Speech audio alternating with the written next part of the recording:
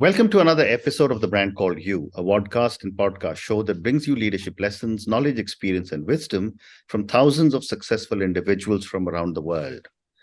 We are now in season 4, and with over 1,500 videos that are viewed and heard around the world, I'm your host Ashutosh Garg, and today I'm delighted to welcome a very senior professional from India, Mr. Rajesh Gopal. Rajesh, welcome to the show. Thanks, Ashutosh, and really happy to be here. You just told me that there is a milestone you've just crossed, so many congratulations to you for crossing the 1,500 mark.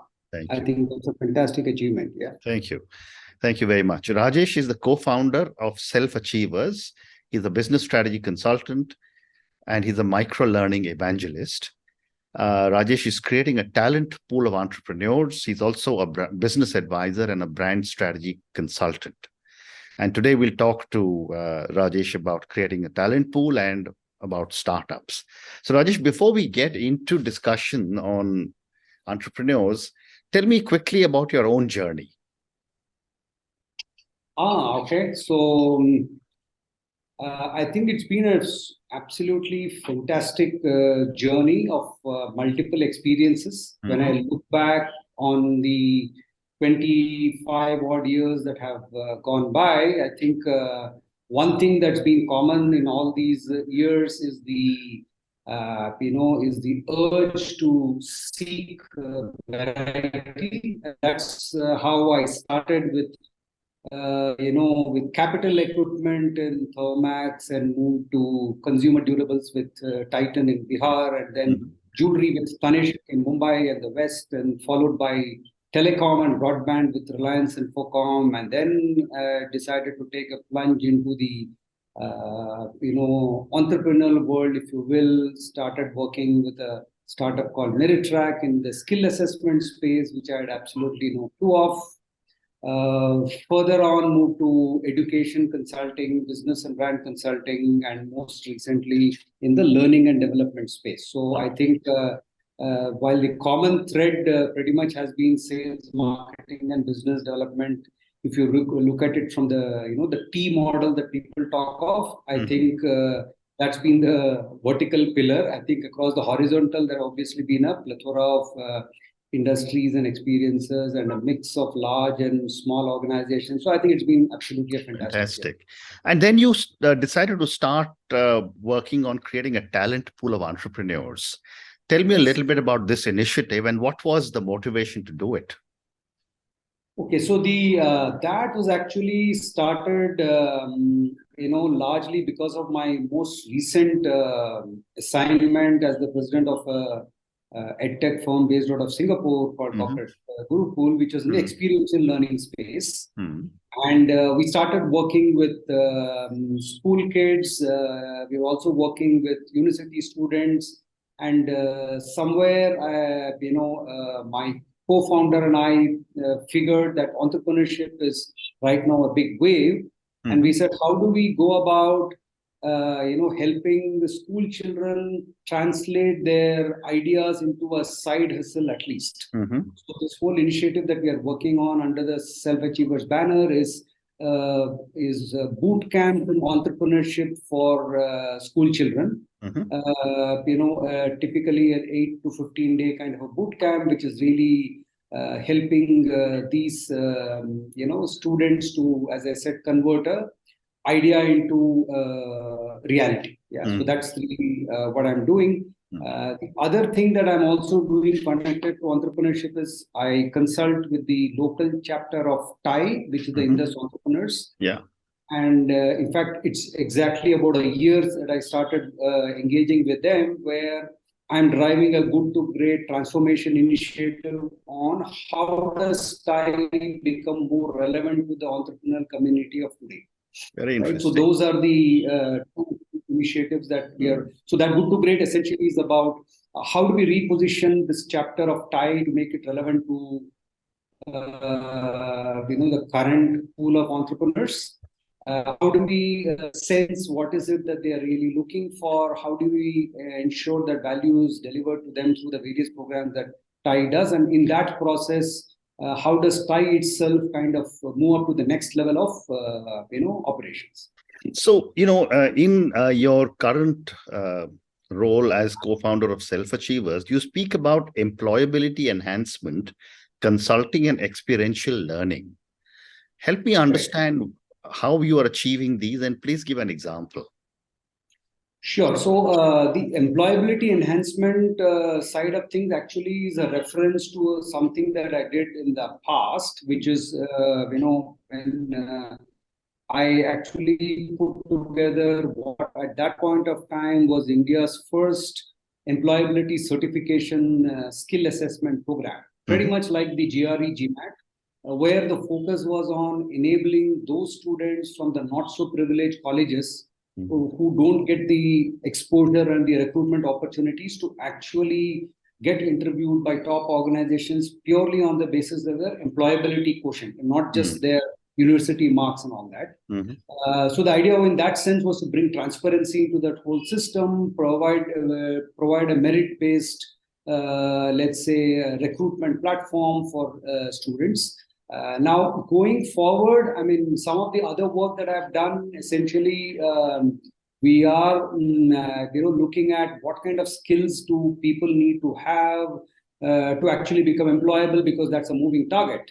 Now, even in the most recent kind of work that I did with, let's say, in the experiential learning space, we were equipping students with 21st century skills like collaboration and communication, and let's say, clarity of thought, creativity, etc., etc. Right. So that is really the focus on building employability skills in students and professionals.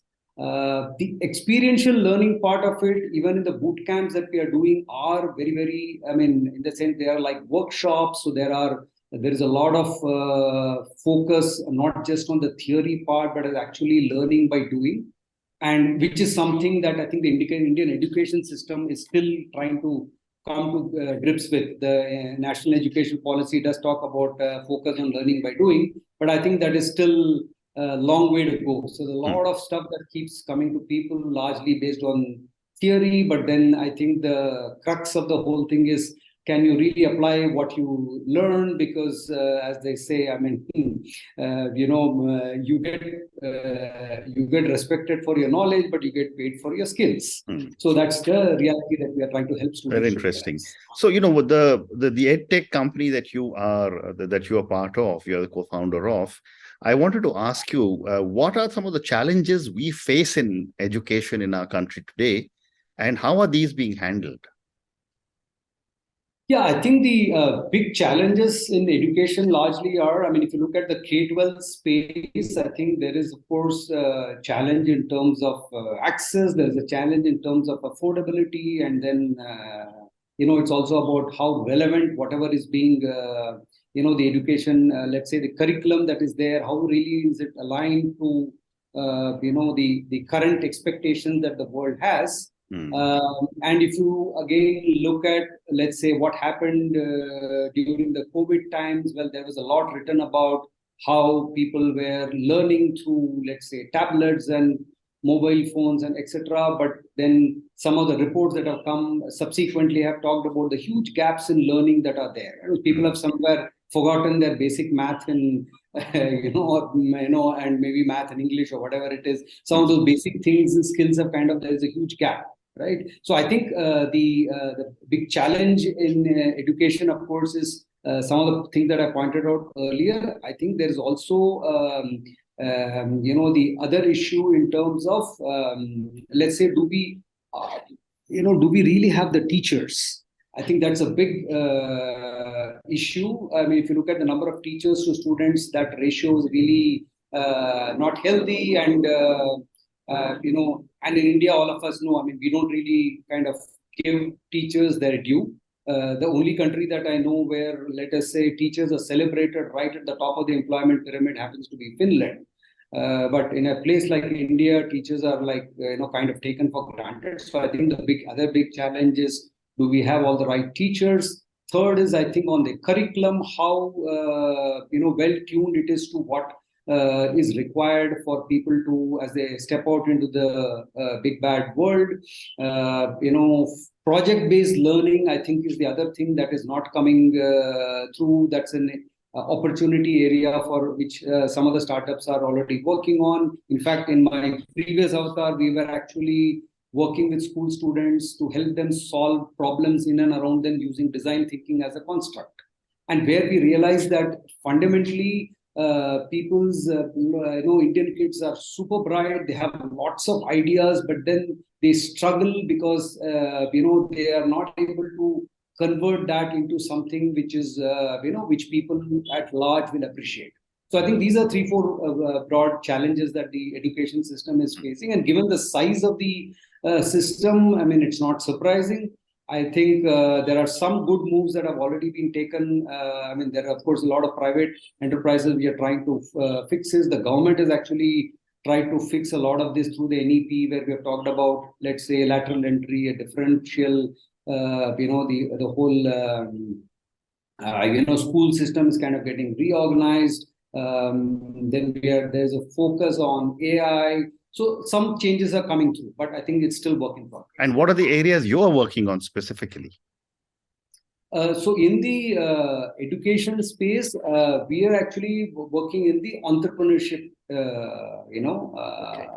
space, if you will. So as I said, we are trying to get people to develop those entrepreneurial skills, the ability to visualize, the ability to ideate, the ability to let's say, think through on whether that particular idea can actually create an impact. How do you go about converting that into, let's say, side hustle at least? So those are some of the things that we are working.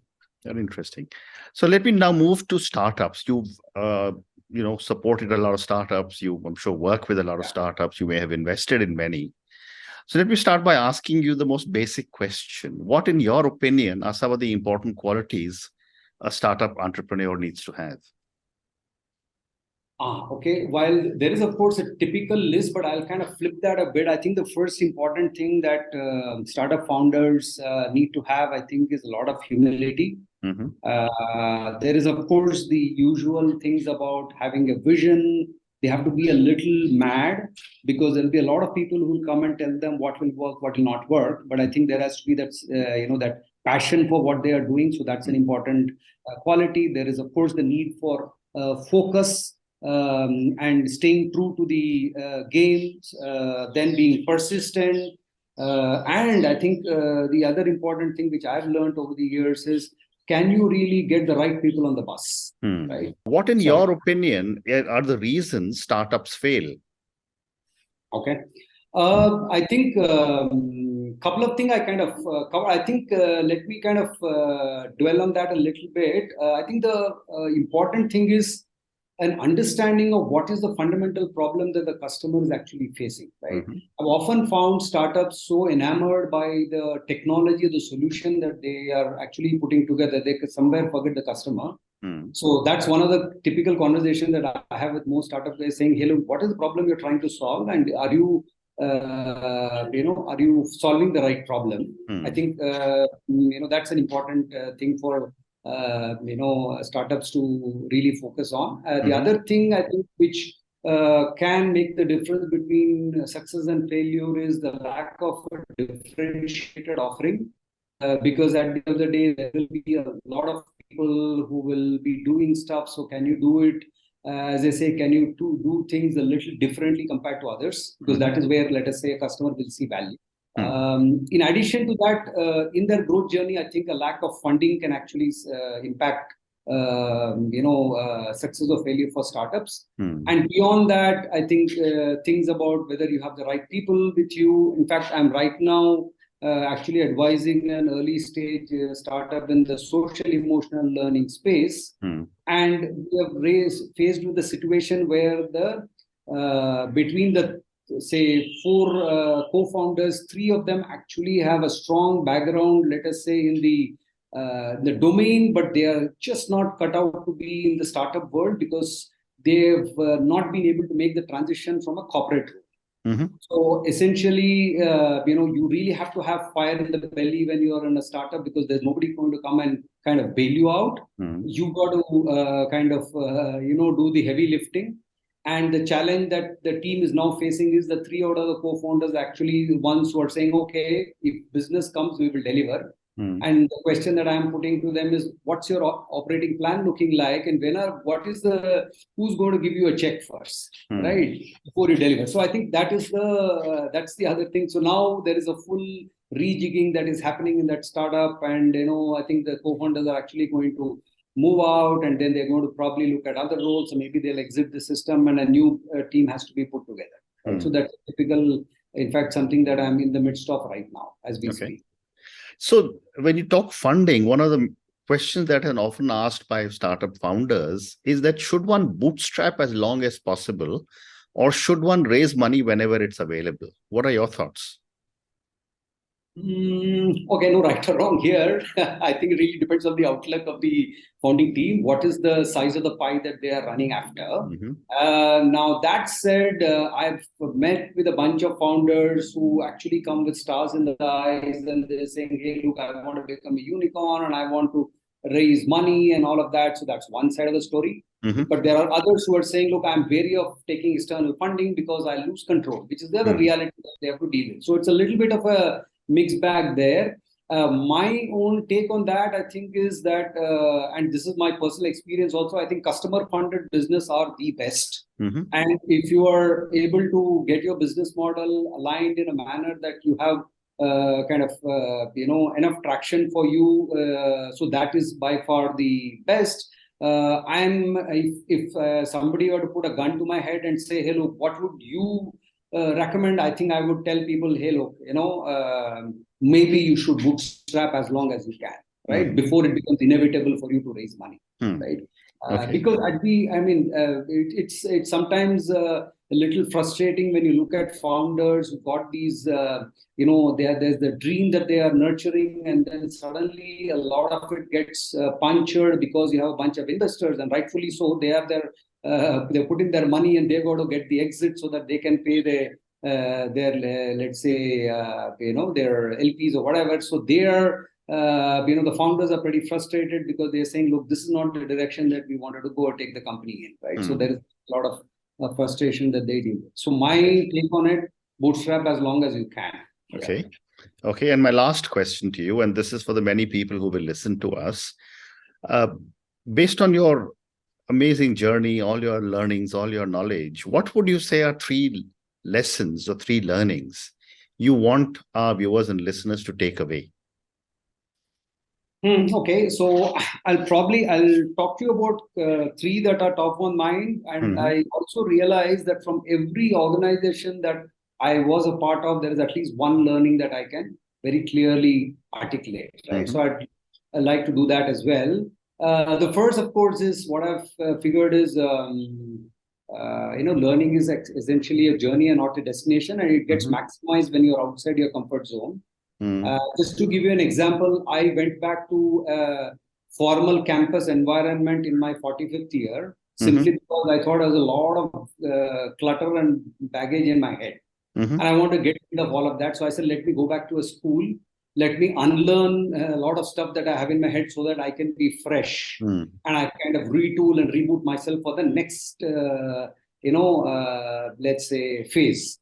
Right. So I strongly believe in that. And learning can come from pretty much anywhere. It doesn't really depend on how many years of experience you have, or how many, let's say, gray hair you have, or whatever it is. I think it's really, you can pretty much learn from anywhere. The second thing I think is networking is super important. And that's the other thing that happened to me after my, program that I did with the INSEAD Business School. So I had access to a brand new network in my 45th year, which I think is extremely useful. And it's a global network, so it's helping me in multiple ways. So networking is, in that sense, according to me, is a marathon, and you got to run that without trying to overthink and about what kind of outcomes you're going to get. You got to go with the flow, and a lot of serendipitous things come your way, and it can actually make things very, very interesting. The third is that it's good to focus and solve only those problems that you can control, because there are lots of things that are outside your sphere of control, and there's absolutely no point in trying to kill yourself trying to solve that, because anyway nothing will come out of it, right? So Right. these are three broad things, and if I have a couple of minutes, then I quickly want to talk about my Sure, first sure. organization. Go What I ahead. learned is investing in people is super important. Mm-hmm.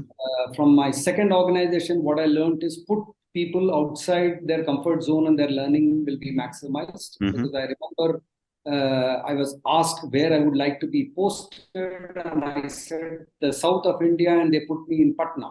Mm-hmm. Right, and I said, "Wow, where the hell have I landed up to?" Mm-hmm. But I think that 1 year I learned so much. Working in the hinterlands of India, Mm-hmm. that was by far a defining part of my career. Mm-hmm.